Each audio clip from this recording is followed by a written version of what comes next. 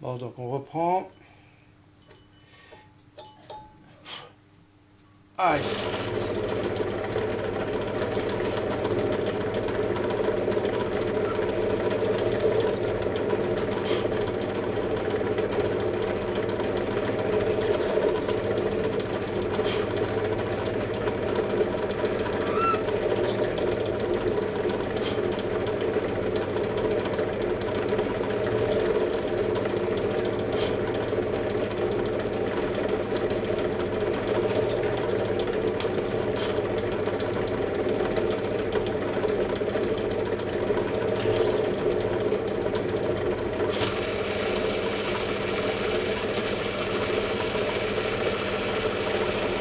Derrière, on a quelque chose de régulier, ça va peut-être pas se voir à l'écran vraiment.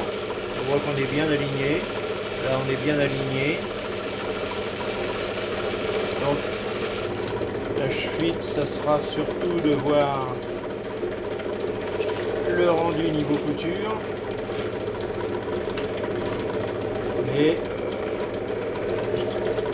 les réalisations que j'ai vues, faites par d'autres, à ma foi, c'est très bien. Alors, il est certain que certains vont dire que c'est pas dans les règles de l'art, mais bon, pour transpercer du cuir aussi épais, c'est toujours pareil. Si j'avais pas utilisé un cuir aussi épais avec une superposition d'épaisseur, effectivement, j'aurais tout fait la méthode traditionnelle à la main, de telle manière à ce que ça soit dans les règles de l'art. Mais là, honnêtement, vu l'épaisseur, l'autre fois j'ai un petit peu merdé, donc je préfère assurer mon coup cette fois-ci et voir ce que ça donne après, une fois la couture effectuée. Petite vérification derrière, on est toujours bien aligné, donc il y aura juste à faire préparer la petite saignée légère pour que le fil ne soit pas affleurant, il ne risque pas de se couper, et donc ben, on va continuer comme ça, hein.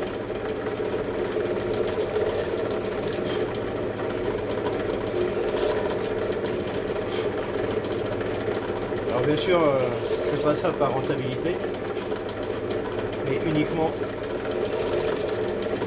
dans un souci de régularité.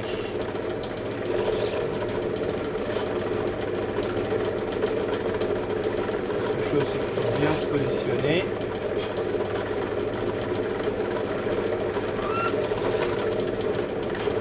Voilà.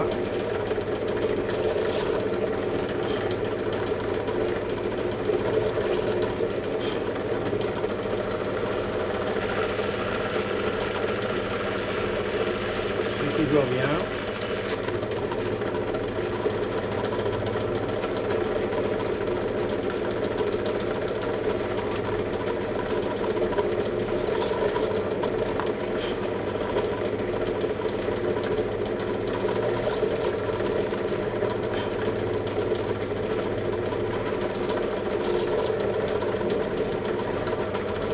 Voilà.